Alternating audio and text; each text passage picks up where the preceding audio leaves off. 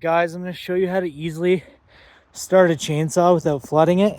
Also, here's my little phone stand. I'm just going to set it down there.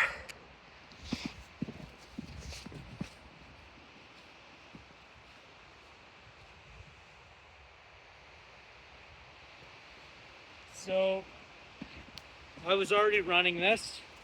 So what you do is you take this little knob by squeezing these two all the way down. You want to burp it.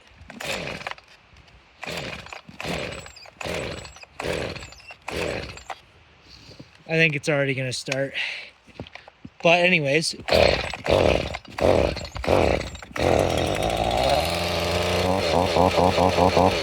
that's how you do it. But normally, like I was showing you, you want this all the way to the down position.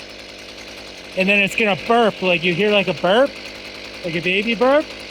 And you flick this up one more notch. And then you pull it. And then, yeah, that's how you start it.